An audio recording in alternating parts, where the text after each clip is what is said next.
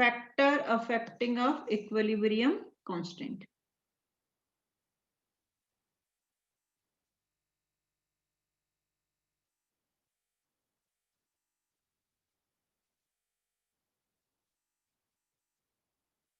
आप इक्विलिब्रियम को ऐसे शॉर्ट में भी लिख सकते हो, इक्विलिब्रियम और ऊपर एम लगाया मैंने, मतलब इक्विलिब्रियम कांस्टेंट। बहुत सारे ऐसे मेरे शॉर्टकट्स रहते हैं, नहीं समझ में आए तो पूछ लेना। पहला फैक्टर जैसे कि मैंने बताया था कि आपकी जो भी इक्विलिब्रियम कांस्टेंट की न्यूमेरिकल्स वैल्यू है ये डिपेंड करती है टेम्परेचर, या टेम्परेचर के साथ में चेंज हो सकती है, या फिर स्टाइकोमेट्री ऑफ रिएक्शन के साथ में चेंज हो सकती है। तो पहला फैक्टर हम देख रहे हैं टेम्परेचर।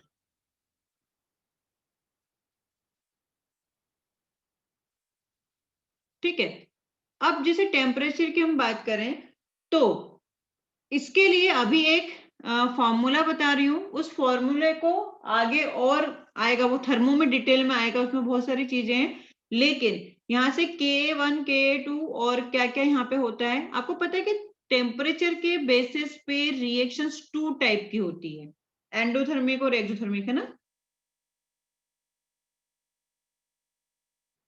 2 टाइप की रिएक्शन सुनी होगी आपने, एंडोथर्मिक रिएक्शन, हाँ एक्सोथर्मिक रिएक्शन, है ना। हाँ, तो बस अभी यहाँ पे अपने को टेम्परेचर पर तो ये किस तरह से वेरिएट करता है, तो वेरिएशन ऑफ के इक्विलिब्रियम विद टेम्परेचर। यहाँ पे एक फॉर्मूला आता है, लॉग है, अभी डरना मत, वैसे बहुत सारे बच्चों को लॉग आता है, और नहीं आएगा तो मैं जब भी ऐसा लगेगा कि लॉग की वैल्यू निकालना सिखाना है, मैं तुम्हें अच्छे से बता दूंगी जितना अपने को यहाँ पे जरूरत है। सिर्फ अभी लॉग इक्विलिब्रियम 2 अपॉन इक्विलिब्रियम, ये के इक्विलिब्रियम 2 अपॉन में के equilibrium 1 is equal to delta H R upon 2.303 R, bracket में है 1 upon T1 minus 1 upon T2, इसे वांट ऑफ इक्वेशन बोलते हैं। ठीक है ना, क्या बोलते हैं, वांट ऑफ इक्वेशन। अभी सिर्फ फॉर्मूला याद रखना है और कुछ इस चीज के बारे में ज्यादा सोचना नहीं, बस यहाँ पे एंडो और एक्सो आपको पता होना चाहिए। तो ये एक आपका फॉर्मूला आता है, कभी कभी फॉर्मूले में चीजें आपको पूछ ली जाती है।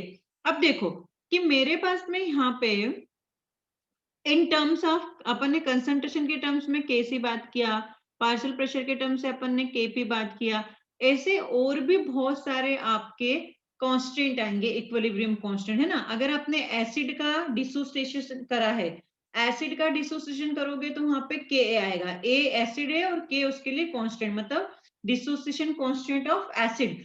तो टाइम टाइम के साथ में आपको बहुत सारे इक्विलिब्रियम कांस्टेंट पता चलेंगे, लेकिन अभी आपने सिर्फ 2 ही कांस्टेंट की बात करी है, 2 ही कांस्टेंट को देखा है, केसी और केपी को, बाकी आपका के ए होगा, के बी होगा, और ये सब हम अभी आयनिक इक्विलिब्रियम में आगे पढ़ने वाले हैं। तो यहाँ पे मेरे पास में इक्विलिब्रियम कांस्टेंट का मतलब बहुत सारे कांस्टेंट होता है, तो सिर्फ अभी नाम लिख देती हूँ मैं यहाँ पे, जैसे केसी होता है, केपी होता है, के ए होता है, मतलब एसिड के लिए। अगर बेस के लिए बात करेंगे तो बेस, अगर आप वाटर के लिए बात कर रहे हो तो आयनिक प्रोडक्ट, इसे बोलते हैं हम आयनिक प्रोडक्ट। ये हम सब आयनिक इक्विलिब्रियम में पढ़ेंगे, है ना, आयनिक प्रोडक्ट ऑफ वाटर बोलते हैं इसको। तो और भी जैसे आपके पास में के एस पी आ जाएगा, ये इन सबके लिए एप्लीकेबल है ना, क्योंकि हम बात क्या कर रहे हैं, इक्विलिब्रियम कांस्टेंट के फैक्टर अफेक्टिंग की बात कर रहे हैं। तो केसी और केपी के साथ में और भी जो इक्विलिब्रियम कांस्टेंट में यहाँ पे बता रही हूँ ना, इनके लिए भी ये एप्लीकेबल है बेटा, इसलिए एक साथ मैंने बता दिया कि अगर उस टाइम पे वहां पे अपने को ये रहे कि फैक्टर अफेक्टिंग तो बता दिया अपन ने, तो वहां पे फिर मिस हो जाता है। इसको बोलते हैं हम सॉल्युबिलिटी प्रोडक्ट। ये सब हमारे आयनिक इक्विलिब्रियम में आने वाले हैं, के आई आता है, के एच आता है, ठीक है ना। डिग्री ऑफ हाइड्रोलाइसिस बोलते हैं इसको, डिग्री ऑफ हाइड्रोलाइसिस, अभी सिर्फ नाम जानना काफी है, तो इनको देख के डरना मत, ये हमारे सब इक्विलिब्रियम कांस्टेंट होते हैं। तो अभी तो हमने सिर्फ कितना देखा है, केसी केपी देखा है, बाकी और चीजें अपन ने नहीं देखी, तो कोई दिक्कत नहीं, नहीं देखी तो नाम पता चल गया, कहाँ पढ़ेंगे ये पता चल गया। क्योंकि ऐसे बहुत, जैसे कि अभी आप लोगों ने क्वेश्चंस करे होंगे तो आपको रेडॉक्स में स्पेक्टेटर आयंस कहीं पे लिखा हुआ दिखा होगा, तो वो स्पेक्टेटर आयन डिटेल में आयनिक इक्विलिब्रियम में आता है। तो मुझे पता है कि कौन सी चीजें कहाँ पढ़ानी है। अगर लगता भी है कि कहीं पे आपको चीजें छूट गई तो छूटती नहीं है, क्योंकि एग्जैक्ट जहां पे जिसका यूज होगा वो आपको बता दिया जाएगा। स्पेक्ट्रेट आयन यहाँ पे नहीं समझ में आता, वो वहीं पे समझ में आएगा आयनिक इक्विलिब्रियम में, तो वो तब समझ में आ जाएगा। लेकिन यहाँ से भी factor affecting of ionic equilibrium की बात कर रही हूँ, तो ये इतने में से कोई भी आपका इक्विलिब्रियम हो सकता है। इक्विलिब्रियम कांस्टेंट इतने में से कोई भी हो सकता है ना, पहली बात ये कुछ भी हो सकते हैं हमारे पास में। इतना समझ में आ गया। तो उनके इन सब के लिए हम ये वाला फार्मूला लगा सकते हैं। इन सब के लिए कभी भी जब भी टेम्परेचर से रिलेटेड क्वेश्चन आएंगे तो हम ये वाला फार्मूला पुट कर सकते हैं। क्लियर आया समझ में? अब हम यहाँ पे ये देख लेते हैं कि ये है क्या क्या। यहाँ पे आपको के EQ2 दिखाई दे रहा है। के EQ2 ये क्या मतलब होगा? के EQ2 का के EQ2 मतलब क्या है? Equilibrium constant at temperature T2। क्या हो जाएगा ये? Equilibrium constant on temperature T2। अगर मैं के EQ1 की बात करूं तो क्या हो जाएगा? ये equilibrium constant at temperature T1। तो टेम्परेचर T2 जो था, जो आपका T2 है, ये आपका क्या हो जाएगा? फाइनल। और T1 जो होगा आपका इनिशियल टेम्परेचर। तो अगर T1 पे इतना था तो T2 पे कितना होगा, इस तरह से आपसे बात की जाती है। फिर डेल्टा HR यहाँ पे जो है ये आपका है हीट ऑफ रिएक्शन। क्या है? हीट ऑफ रिएक्शन, या फिर इसे और भी दूसरे नाम से जाने जाएंगे enthalpy of reaction. Enthalpy of reaction भी बोल सकते हैं, ठीक है ना। तो डेल्टा HR के बेसिस पे हमें पता है कि जो हीट ऑफ रिएक्शन है उसके बेसिस पे आपको दो टाइप की रिएक्शन होती है। एक होती है एंडो, एक होती है एक्सो। एंडो मतलब क्या? हीट यहाँ पे क्या हो जाएगी?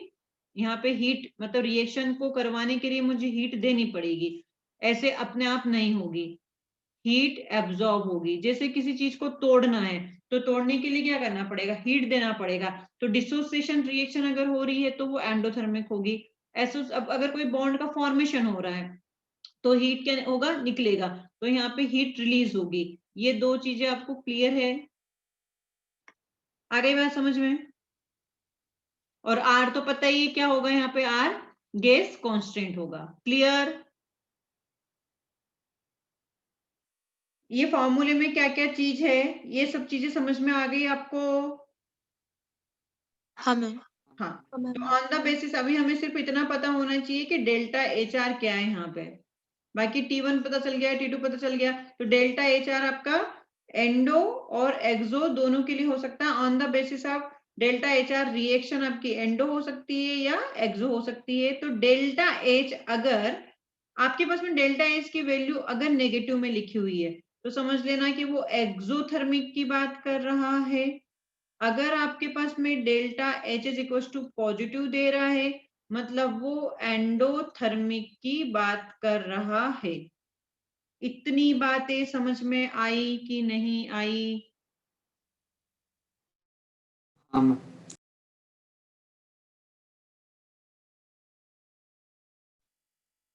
समझ गए? इसमें ना बीच में रिकॉर्डिंग छूट गई है यार, मैंने रिज्यूम ही नहीं किया था। और जिसका लेक्चर छूटा है उसका नुकसान हो जाएगा। एनीवेज, तो ये एडिशन ऑफ रिएक्शन वाला पार्ट अपना क्लियर है?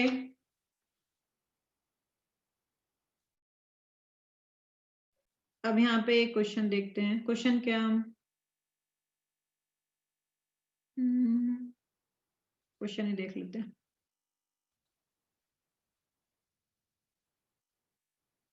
Suppose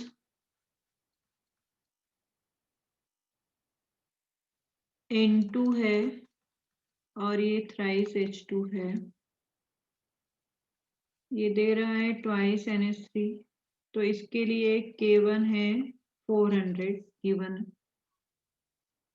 N2 plus thrice H2 है और N2H4 है और इसके लिए है K2 25 है ना गिवन। तो फिर कहता है calculate K equilibrium for N2H4 plus H2 is equal to NH3। अब मुझे इस इक्वेशन के लिए करना है ना, तो अभी ध्यान से देखना है कि जितने केस बताया उसमें से ये केस आया कि नहीं आया इस क्वेश्चन में, क्योंकि मैंने क्वेश्चन तो लिख दिया है। समझते हैं जरा कि क्या हुआ है यहाँ पे।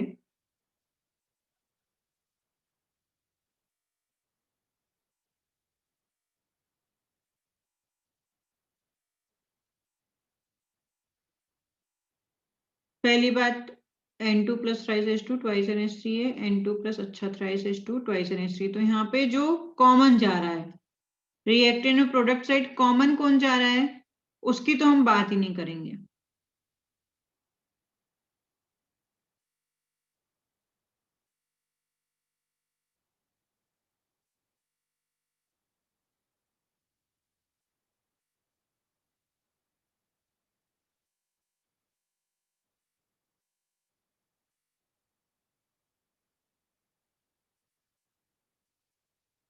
इससे पहले मुझे एक और कॉन्सेप्ट बताना है, रुको जरा।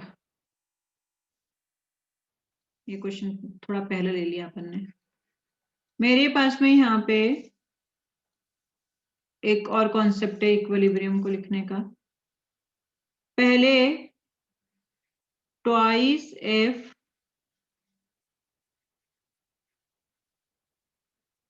थ्राइस, एक मिनट क्या कॉम्बिनेशन बनाऊं जिससे जल्दी समझ में आ जाए। ट्वाइस एफ थ्राइस एफ नहीं, मेरे पास में यहाँ पे thrice A plus twice C plus 4F है ना, is equals to thrice B plus D plus 6E। तो अब इस टाइप के रिएक्शन के लिए के इक्विलिब्रियम क्या होगा, तो इस हमें यहाँ के लिए कुछ चीजें चाहिएगी गिवन, तो वो मैं देखती हूँ। गिवन ए से बी, अगर मैं बना रही हूँ ना क्वेश्चन अभी, फिर जाना जरा। इसने एक, अभी इसको भी ब्रेक करते हैं, वन बाय वन चीजें समझते हैं पूरा। ये सब तीन चीजें दे रखी है उसने, और इस बेसिस पे अब आगे चीजें बढ़ेगी अपनी। पहला तो उसने ये दे रखा है, ये पूछ लेता है कि ट्वाइस एफ से थ्राइस ई, अगर थ्राइस ई से ट्वाइस एफ बनने पर इक्विलिब्रियम K3 है, तो ट्वाइस एफ से थ्राइस ई बनने पर के इक्विलिब्रियम क्या आएगा। पहला क्या करा मैंने, इस इक्वेशन को देख के कुछ समझ में आया? हाँ मैम। क्या करा है?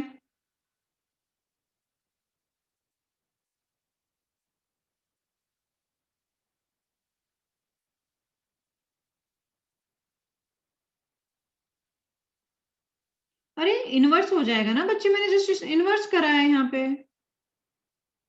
हाँ हाँ या ना बोलो। हाँ मैम।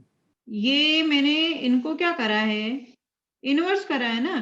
तो इसके लिए K4 मान लेते हैं, तो वो क्या हो जाएगा, 1/K3 हो जाएगा।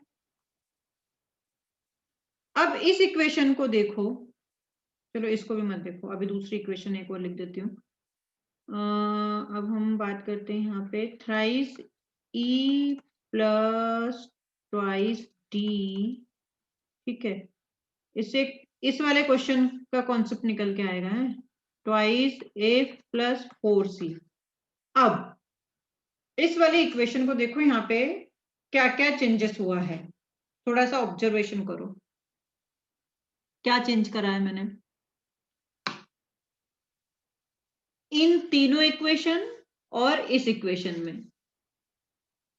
इसको अभी यहां से हटा देते हैं।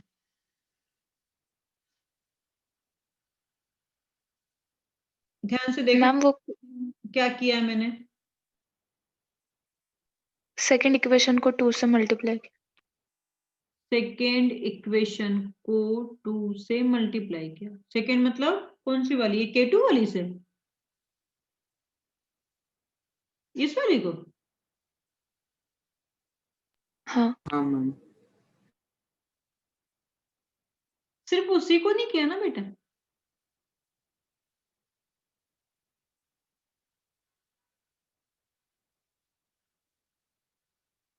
जैसे कि अगर मैं देखूं यहाँ पे ये वाली रिएक्ट, इसमें ये क्या है, प्रोडक्ट साइड था, इधर मैंने इसको क्या कर दिया, रिएक्टेंट साइड कर दिया, हाँ या ना? हाँ हाँ मैम। पर अपन K3 को देखते, इससे मैच करते हैं। रुको रुको रुको, ये तो अपना एक नया क्वेश्चन बनाया था ना मैंने। हाँ, इस वाली इक्वेशन को और इस वाली इक्वेशन को अगर हम देखें, टू को नहीं, इसको देखें और इसको देखें, तो इनमें क्या है, इधर भी रिएक्टेंट साइड था 3 और इधर भी रिएक्टेंट साइड ही था, है ना? रिएक्टेंट साइड 3 था, इधर भी रिएक्टेंट साइड थ्राइस ही था, ये भी रिएक्टेंट साइड थ्राइस है, कोई दिक्कत नहीं है। तो इसके लिए के इक्विलिब्रियम तो आपका क्या आ रहा था, K3 आ रहा था, ठीक है, इसके लिए K3 आया। फिर आप देखो कि D इधर मेरे साथ इस वाले में किधर है, प्रोडक्ट साइड, इधर मैंने कहा लिखा है रिएक्टेंट साइड, मतलब रिवर्स कर दिया ना, हाँ रिवर्स हुआ ना, ये ध्यान से देखना है, इसीलिए बोला ये वाला इक्वेशन को, क्वेश्चन को करने के लिए ये चीज समझनी पड़ेगी आपको, कि मैंने क्या करा है कि पहले डी प्रोडक्ट साइड लिखा था, अब डी मैंने कहा कर दिया है, रिएक्टेंट साइड, और दूसरा मैंने ये भी कर दिया है कि इसको 2 से मल्टीप्लाई कर दिया है, तो इन रिवर्स आपका रिवर्स भी होगा और 2 से पावर भी रेज हो जाएगी, तो K3 इंटू 1/K2 का स्क्वायर, इतना समझ में आया? हाँ मैम। ये चीज, तो ये कुल मिला के मेरे लिए क्या हो जाएगा, इस वाली रिएक्शन के लिए, इस नई वाली रिएक्शन के लिए K3 क्या हो जाएगा, K3/K1 का स्क्वायर, जो क्या क्या होगा, नया इक्विलिब्रियम फॉर दिस रिएक्शन।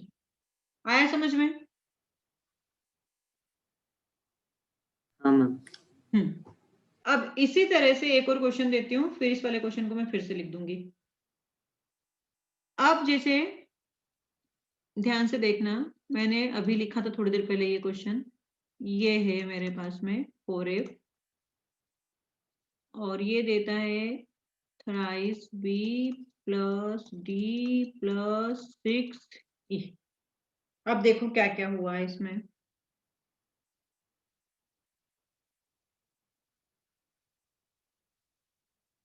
तो मेरे पास में यहां से A से B था, फिर ट्वाइस C से D था, फिर मेरे पास में थ्राइस E से 2F था, ये था K3, K1 K2 K3, इन्हीं से सारी चीजें निकल के आएगी। तो ध्यान से देखो कि अभी भी मेरा A रिएक्टेंट साइड ही है, सही है ना, ये और ये, बट चेंज क्या है, मैंने इसे 3 से मल्टीप्लाई कर दिया, और जब हम मल्टीप्लाई करते हैं तो ये क्या हो जाता है, उसकी पावर से रेज हो जाता है, तो ये हो जाएगा K1 क्यूब इंटू, फिर देखो यहाँ पे भी आपका क्या था, ट्वाइस C था, यहाँ पे भी आपका क्या है, ट्वाइस C है, तो एज इट इज रहेगा K2, कोई दिक्कत नहीं है, इंटू इधर मेरे पास में F यहाँ है रिएक्टेंट साइड, और सॉरी प्रोडक्ट साइड, इधर मेरे साथ में रिएक्टेंट साइड है, तो ये क्या हो जाएगा, इनवर्स हो जाएगा, ऊपर से यहाँ पे 2F है, यहाँ पे 4F है, तो 2 तो कैंसिल हो गया, लेकिन एक 2 बच जाएगा, तो 1/K3 का square. Are you getting my point? Yes ma'am. ये नई चीज थी।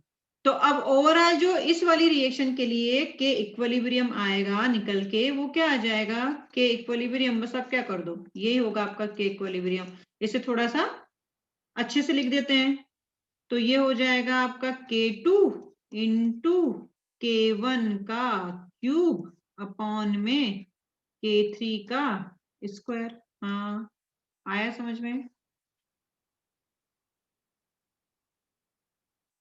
हम्म ये अपने को रिएक्टेंट साइड या प्रोडक्ट साइड, तो अपने को रिएक्टेंट साइड की चीजों को ही लेके चलना है सारा, ताकि अपना काम आसान हो जाए। अब अपन उस वाले क्वेश्चन की ओर आते हैं। वो क्वेश्चन मैं फिर से लिखती हूँ। अगर किसी को ये लिखना रिलेशन कैसे करना है तो वो एक बार नोट कर ले।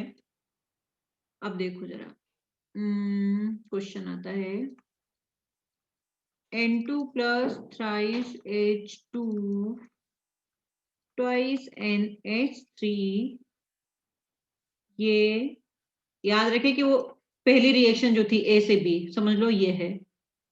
फिर है N2 plus thrice H2 और यहाँ से वो बना रहा है N2H4 और यहाँ से ये K2।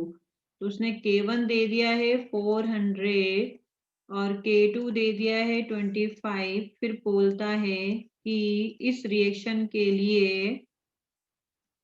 आप इक्विलिब्रियम फाइंड आउट करो, ट्वाइस NH3 है ना, के इक्विलिब्रियम कैलकुलेट करो, मतलब K3 कैलकुलेट करना है। तो देखो जरा क्या क्या क्या रिलेशन आने वाले हैं अपने पास में, ट्राई करो थोड़ा सा। अब सुनो मेरी बात ध्यान से, कि जब आपने ये क्वेश्चन सॉल्व करोगे ना, तो आप ये देख लो कि रिएक्टेंट इन प्रोडक्ट में कोई कॉमन चीजें आ रही है क्या अपने पास में? जो रिक्वायर्ड रिएक्शन है और जो गिवन है, ये दो रिएक्शन हमारे लिए गिवन है ना, और ये मेरे पास में रिक्वायर्ड है, इसके बारे में हमें पूछा गया है। तो अब मेरे पास में यहाँ पे चाहे रिएक्टेंट साइड या प्रोडक्ट साइड अगर कुछ कॉमन आ रहा है तो उसके बारे में सोचना ही मत। जैसे कि ये हाइड्रोजन हाइड्रोजन हाइड्रोजन कॉमन आ गया ना, तो मुझे जो कॉमन आ जाए उसके बारे में नहीं। तो यहाँ पे मेरे पास सिर्फ काम किससे चलेगा? अमोनिया और N2H4।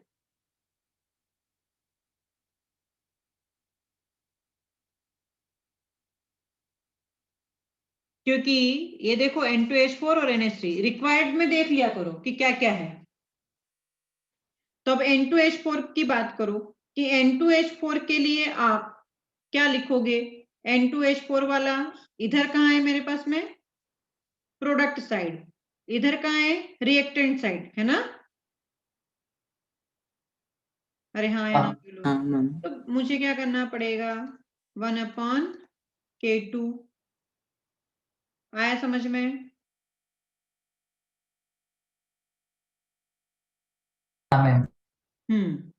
इनटू किसका किसका रिवर्स हो जाएगा? ये K1 का।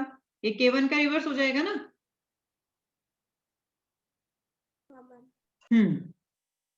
तो यहाँ पे मेरे पास में कितना दे रखा है? ये K2 कितना दे रखा है? 25। और यहाँ पे देखो अमोनिया में कितने की पावर हो जाएगी यहाँ पे? नहीं, पावर आवर नहीं लगना है, दोनों साइड ही सेम ही है ना। हाँ, यहाँ पे भी सेम है और यहाँ पे भी सेम है, तो बात ही खत्म हो गई अपनी। तो फिर 400 सीधे लिख दो, तो ये हो जाएगा 1/25 into 400, that is 400 divided by 25। कितना आया देख लो? 16 आ गया। तो इस वाली रिएक्शन के लिए के इक्विलिब्रियम क्या आ गया आपका? 16 आ गया। समझ गए?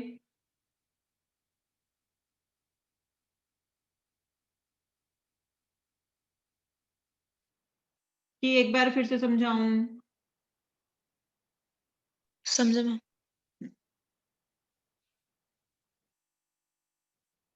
अब एक क्वेश्चन लिखो और, के equilibrium for the formation of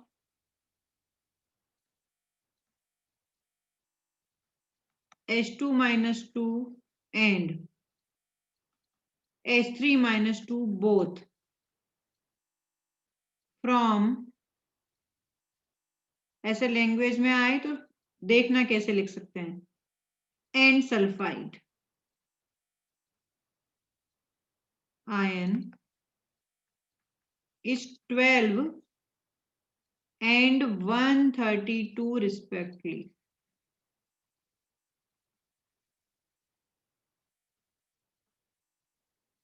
Calculate K equilibrium for formation of H3-2 from sulfur and H2-2. मतलब इन दोनों की रिएक्शन करवानी है। समझ में आया? तो क्या बोल रहा है? K equilibrium for the formation of H2-2 and H3-2 both from sulfur and sulfide ion. Sulphur और सल्फाइड आयन से हमें बनाना है, जिसके लिए इक्विलिब्रियम कांस्टेंट हमें 12 और 132 दिया है। तो देखिए यहाँ पे मैं पहले रिएक्शन क्वेश्चन को पढ़ के सल्फर और पहले सल्फाइड आयन मतलब क्या है S-2, ठीक है। इससे इसने बनाया H2-2, तो मुझे एक तो H2-2 बनाना है और एक क्या बनाना है? H3-2 बनाना है। इसके लिए इसने मुझे K1 दे रखा है 12। फिर दूसरा भी मुझे क्या करना है? H2-2, तो यहां से मुझे H3-2 बनाना है। इसके लिए इसको बैलेंस कर दो, ट्वाइस ऐस कर दो, हो गई बैलेंस, ठीक है। तो यहाँ से K2 क्या हो जाएगा? यहाँ से K2 हो जाएगा 132। ये तो गिवन है, इतना तो मुझे लैंग्वेज समझना पड़ेगा, है ना। अब क्या कर रहा है वो?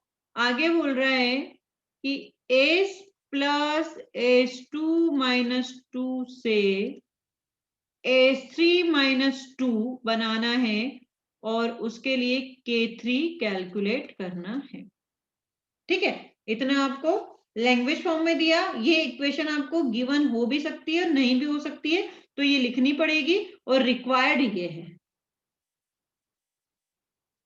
क्वेश्चन लिखो और फिर देखो कि क्या रिलेशन आएगा।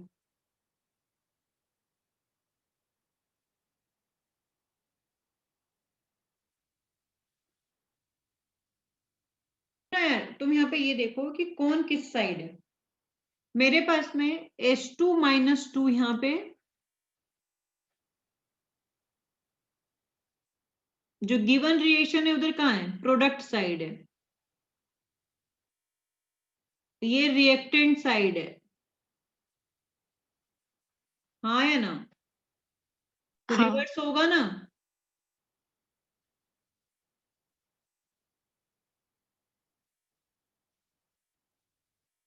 समझ गए? हाँ मैम। हाँ, तो ये जरा ध्यान से देखो यार, ऐसी गलती मत करो। H2-2 इधर दे रखा है। अब यहाँ से तो मेरे पास में H3-2 इसमें इधर ही है, इसमें भी इधर ही है, तो 132 का कुछ नहीं होने वाला। तो यहाँ से K3 इज इक्वल्स टू, या K इक्विलिब्रियम कुछ भी लिखे हम, ये हो जाएगा आपका 1/12 into 132, that is 132 divided by 12 is equals to 11 ही आएगा ना।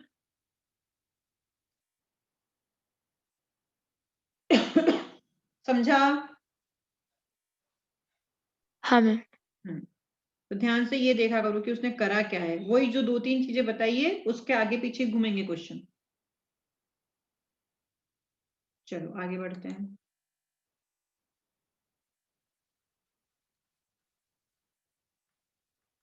Ag+ से अमोनिया बन रहा है, सॉरी Ag+ और अमोनिया रिएक्शन कर रहा है और एक कॉम्प्लेक्स का फॉर्मेशन कर रहा है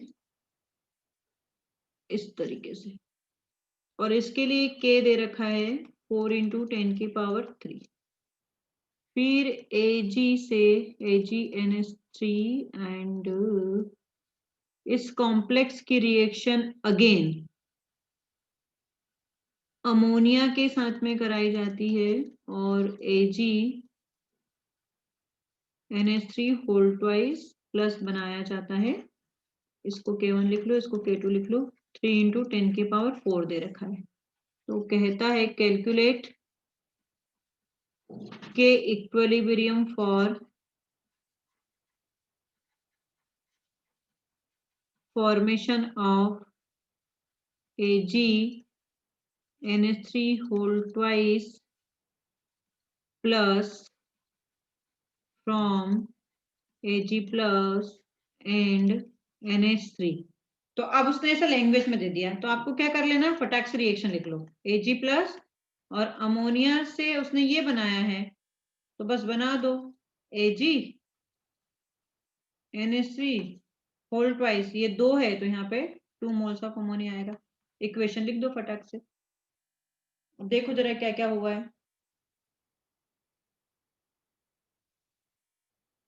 इधर मेरे पास में Ag प्लस रिएक्टेंट साइड है, इधर भी रिएक्टेंट साइड है, कोई दिक्कत नहीं है ना।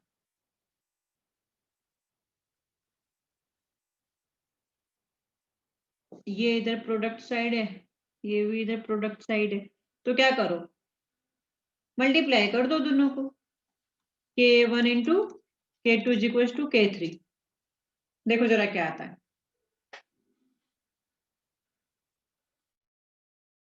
तो एक बार फिर से देख।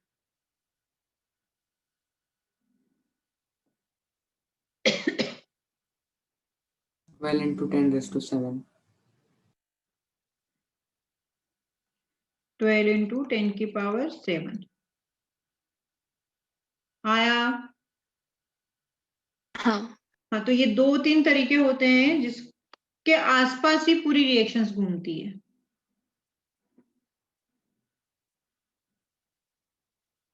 एक सेकेंड।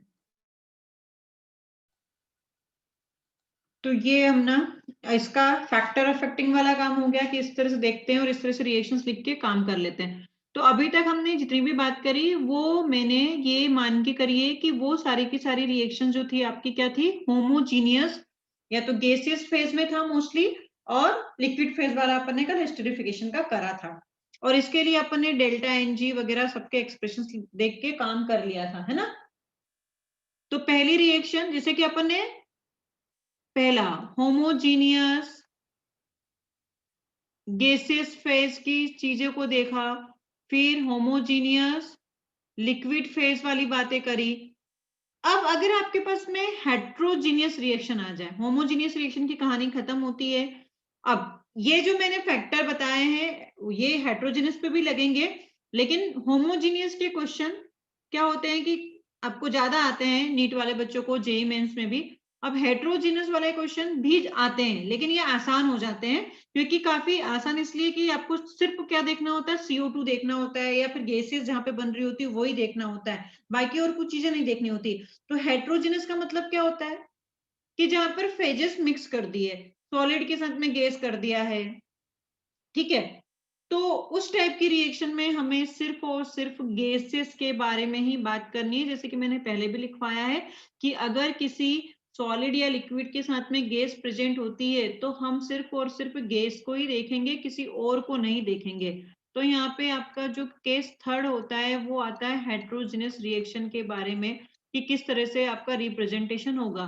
तो हेट्रोजीनियस रिएक्शन, तो यहाँ पे नाम से ही समझ में आता है कि रिएक्शन में एटलीस्ट 1 से ज्यादा तो फेज प्रेजेंट होगी, है ना, एक फेज तो नहीं होगी यहाँ पे। रिएक्शन इन विच एटलीस्ट 2 तो होना ही चाहिए, 1 से ज्यादा मतलब एटलीस्ट मिनिमम 2 तो होनी चाहिए। 2 फेजेस आर प्रेजेंट, इसको हम बोलते हैं हेट्रोजीनियस रिएक्शन। जैसे कि मेरे पास में मोस्ट फेमस एग्जांपल बहुत बार क्वेश्चन आ चुका है, कैल्शियम कार्बोनेट जो होता है वो आपका सॉलिड फेज में होता है। जब इसकी हीटिंग करी जाती है तो ये आपको कैल्शियम ऑक्साइड मतलब मेटल ऑक्साइड देता है, जो कि सॉलिड फॉर्म में होता है, और साथ में ये देता है CO2। अब CO2 आपका गैसियस फेज हो गई, है ना। तो इस टाइप का अब आपके पास में अगर आप इसके लिए डेल्टा एनजी लिखने जाओगे, तो अगर आपको ये नहीं पता है कि सॉलिड को नहीं कंसिडर करना है तो आप डेल्टा एनजी क्या कर दोगे, बताओ। सपोज कि मुझे सॉलिड को भी कंसिडर करना है तो मैं इसके लिए डेल्टा एनजी क्या लिखूंगी, 1. अरे अगर सॉलिड को कंसिडर करना है तो 1. तब भी 1 ही लिखेंगे। प्रोडक्ट साइड कितने मोल हो गए? हाँ, ये तो अभी कोइंसिडेंट ये हो गया कि ये 2 और -1। तो अभी मुझे सिर्फ और सिर्फ किसके रिस्पेक्ट में बात करनी है? टोटल इसी के बारे में। ये मेरा काम का नहीं है, ये मेरा काम का नहीं है, ठीक है ना? तो यहाँ पे अगर आप केसी लिखोगे तो केसी में सिर्फ आप कंसंट्रेशन ऑफ CO2 ही लिखोगे। क्लियर? अगर आपको इसके लिए केसी का एक्सप्रेशन लिखना है तो आप ऐसे मत कर देना कि concentration of CO2 into concentration of CaO upon में कंसंट्रेशन ऑफ CaCO3, तो गलत हो जाएगा बेटा। तो इसीलिए बोल रही हूँ कि हेट्रोजेनस में अगर गैसेस प्रेजेंट है तो सिर्फ और सिर्फ हम गैस की ही बात करेंगे। हाँ, ये आपके पास में इनिशियली कुछ तो मोल्स गिवन होंगे इसके, तभी तो टूट के ये बनेगा। तो आपके इनिशियली A मोल रहे होंगे, वही रहेगा। ये 0 मोल रहे होंगे, ये 0 मोल रहे होंगे, इसमें कोई दिक्कत वाली बात नहीं है, ठीक है। फिर आपके पास में यहाँ पे टूट जाता है, तो टूटने के बाद में यहाँ पे क्या बनाता है? ये वैसा जैसा करते आए हैं वैसा तो आप लिख सकते हो, उसमें पाप नहीं लगेगा क्योंकि वो तो है। कंसिडर नहीं कर रहे तो क्या हुआ? यहाँ पे क्या हो जाएगा? A माइनस एक्स, यहाँ पे क्या हो जाएगा? x, यहाँ पे क्या हो जाएगा? x। तो टोटल मोल्स की अगर हम बात करें तो टोटल मोल्स आपके A प्लस एक्स रहेंगे। लेकिन केसी के लिए हम बात करेंगे तो only and only concentration of CO2। और अगर केपी की बात करें तो मतलब केपी तो डिफाइन ही होता है केस के लिए, तो यहाँ पे हम सिर्फ लिखें partial pressure of CO2। Clear हुआ? हाँ मैम। हाँ, क्योंकि बच्चे ये भूल जाते हैं कि केपी के लिए याद रहता है कि केपी मतलब प्रेशर के लिए, और प्रेशर मतलब गैस के बारे में बात करनी है, लेकिन केसी किसके लिए डिफाइन करना है वो भूल। तो जब आपके पास में गैस के साथ में कोई सॉलिड भी प्रेजेंट होता है तो सॉलिड को भी इग्नोर मार दो। अब जैसे कि एक क्वेश्चन आता है, mole fraction of CO2 in above reaction, ये जो रिएक्शन दी है इसमें मोल फ्रैक्शन पूछता है वो। तो मोल फ्रैक्शन क्या होता है आपका? अब जब आप मोल फ्रैक्शन निकालोगे तो जिसका मोल फ्रैक्शन की बात की गई है अपॉन में टोटल, तो यहाँ पे आपके पास में सिर्फ और सिर्फ मोल फ्रैक्शन के लिए हम CO2 की ही बात करेंगे और टोटल मोल्स भी CO2 के ही कंसिडर करेंगे। तो mole fraction is equal to x moles of CO2, total moles भी आपके x ही रहेंगे, ठीक है।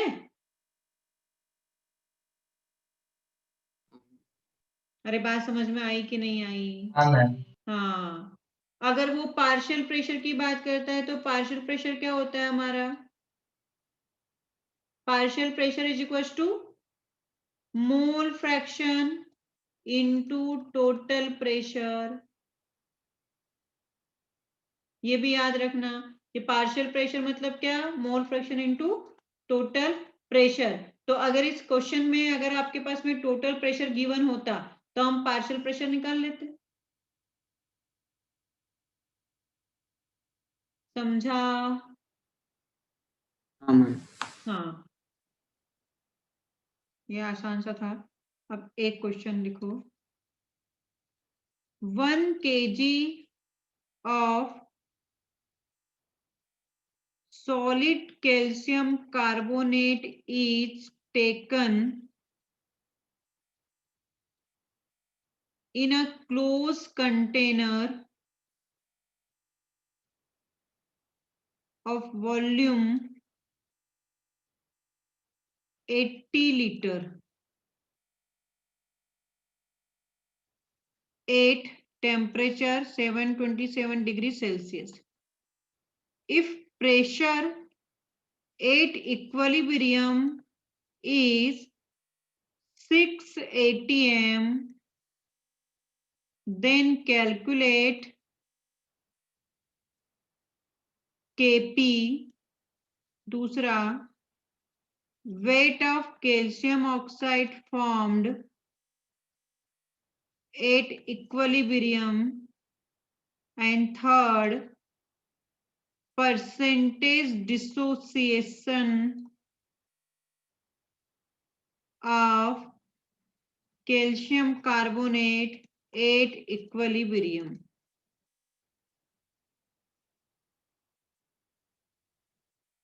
तो देखो मुझे यहाँ पे इक्विलिब्रियम पर पार्शियल प्रेशर जितना दिया है, तो मेरे लिए केपी किसके लिए डिफाइन होगा? देखो मैंने करा क्या, जो क्वेश्चन आपको अभी समझाया था, CaCO3 it will break into CaO plus CO2, कहता है कि पार्शियल प्रेशर यहाँ पे दे रखा है, ये देखा ना, P at equilibrium is 6 atm, pressure आपको ये दे रखा है। तो मेरे लिए केपी क्या होता है? केपी इज इक्वल टू ये, हाँ या ना बोलो। इस वाली रिएक्शन के लिए केपी में यही लिखूंगी, तो KP is equal to 6 atm। आ गया यहां से?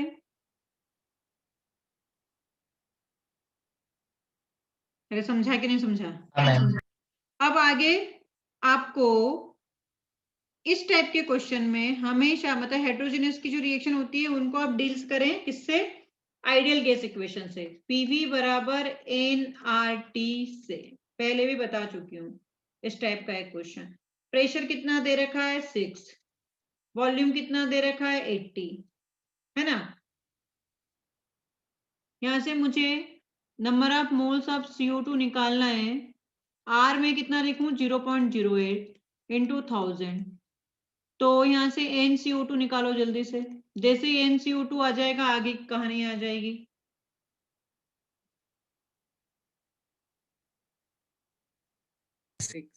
6, अगर ये 6 है मतलब आप यहाँ पे देखो स्टाइकोमेट्री सबकी सेम है, ये X है तो ये भी X ही रहा होगा, मतलब अगर ये 6 बना तो ये भी 6 ही होगा, हाँ है ना। हाँ। तो number of moles of CO2 is 6, that is moles of calcium oxide भी कितने हो जाएंगे? 6।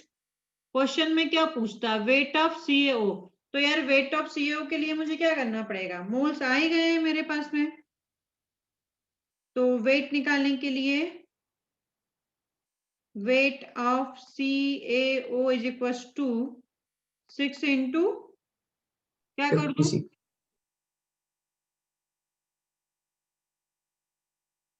56. 336।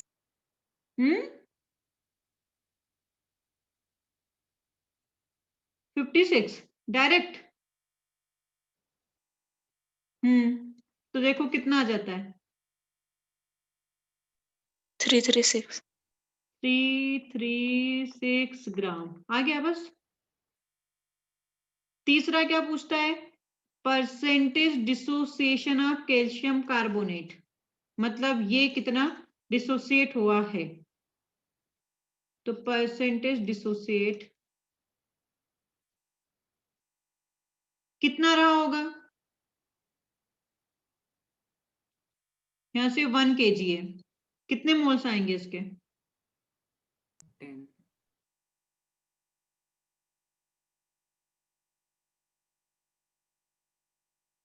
अरे कैल्शियम 60%। कार्बोनेट का वेट होता है 100, है ना। दे कितना रहा? 1000, तो मोल्स निकाल लो इसके, 10 मोल्स आ गए। कैल्शियम कार्बोनेट का वेट होता है मोलर मास 100। 60%। हाँ मैं वही बोल रही थी कि यहाँ से मोल्स निकाल लो तो ये आ जाएगा, ये 6/10 इंटू 100 दैट इज 60%। अगर आपसे पूछे कि सी आपका जो रिमेनिंग है वो कितना हुआ, ये तो डिसोसिएट हो गया था। अगर इसी क्वेश्चन में उल्टा करके वो पूछ ले रिमेनिंग कैल्शियम कार्बोनेट तो कितना हो जाएगा? 40%। ठीक है, तो याद रखें कि हेट्रोजीनियस रिएक्शन को ऑलवेज आपको किससे डील करना है? पीवी बराबर एनआरटी से। अब जब आपने यहां से केपी निकाल लिया, केपी यहां से एकदम जल्दी से आ गया, तो केसी भी पूछेगा तो केसी भी निकाल लेंगे, उसमें कोई दिक्कत ही नहीं, क्योंकि केपी और केसी में रिलेशन पता ही है अपने को। क्लियर?